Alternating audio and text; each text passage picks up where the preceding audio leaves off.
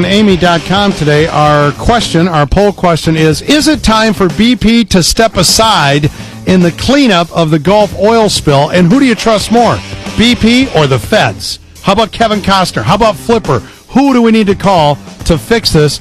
We'll ask the Congressman his opinion on that matter. Coming up, we welcome back to the show, Congressman Don Manzullo is here. Good morning, Congressman. How are you, sir? How are you, Big John? Do you know, I'm doing okay. It's relatively sunny this morning. Every day above ground's a bonus, so I'll take that. So I wanted to start our conversation with an update on Thomson and the GITMO detainees. Where do we stand this morning? Well, the way it appears is that the federal government does, in fact, want to purchase the Thomson facility because the Federal Bureau of Prisons is grossly overburdened. They need a lot more space, plus the purchase price of Thomson is very reasonable. And it's almost a turnkey operation. So we are encouraging, as we've always done, the Bureau of Prisons to buy this as a standalone facility. And because Congress is so adamantly opposed to moving the terrorists from GITMO to mainland United States, let's have this prison in Thomson, Illinois, be a prison for domestic prisoners only. Do you worry that that'll become essentially a Trojan horse? In other words, Durbin and maybe Quinn and the Obama administration, okay, we're going to open it up as a federal prison. Delay, and then down the line, oh, by the way, now we've changed our mind. Forget what we said before. Yes, the detainees are coming to Illinois. Well, we don't know, but we do know this is that here's an opportunity to take an underutilized prison that's been sitting there for 7 or 8 years to create a huge number of jobs, to use it for its intended purpose. Whether it's a Trojan horse as a segue to GITMO is something else, but that'll require further congressional action. In fact, the letter that we sent to the President yesterday talked about the fact that many of us have been to GITMO, that the taxpayers have already spent over $350 million to improve the Cuban facility to accept the terrorists, and it would cost an additional $150 to $350 million to retrofit the Thomson facility to handle the terrorists. It's a huge amount of money, and in the end, it may only be to hold what they think may be 48 prisoners. Yeah, and just to make good on a campaign promise, it's ludicrous at this point. Well, it is, but we want the Bureau of Prisons to fully occupy the Thomson prison. We don't want any terrorists there for the same reason that Senator Sebelius, Governor Sebelius, when she was governor of Kansas, told President Obama when he mentioned moving the terrorists to Fort Leavenworth, that she said it'll make the area around Thomson, the area around Leavenworth, unstable because of the people that would be drawn into the magnetism of these terrorists. And even though nobody would ever break out, she said, thanks, but no thanks, we don't want these people.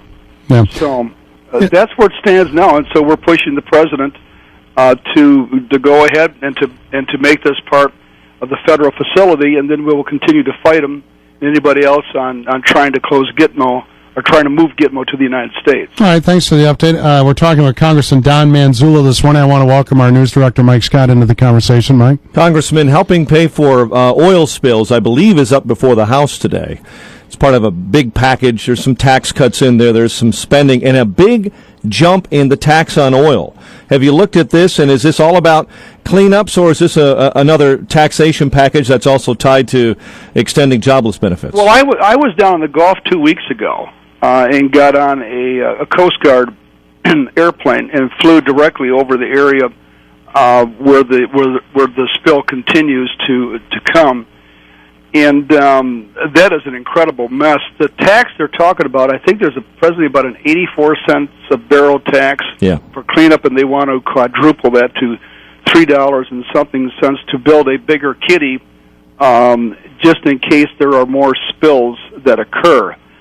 That's something you have to take a look at. That's a use tax, and at least you can see the intended purpose of raising it up. But again, it raises the price of fuel because there's a huge ratio for every dollar or so that barrel of oil goes up. it increases gasoline so much. Sure. Congressman, do you think the federal government is bringing all of its, to coin a phrase, all of its guns to bear on this problem? Is the federal government working in its most efficient manner to try to mop this up? The problem is there may be too much government down there.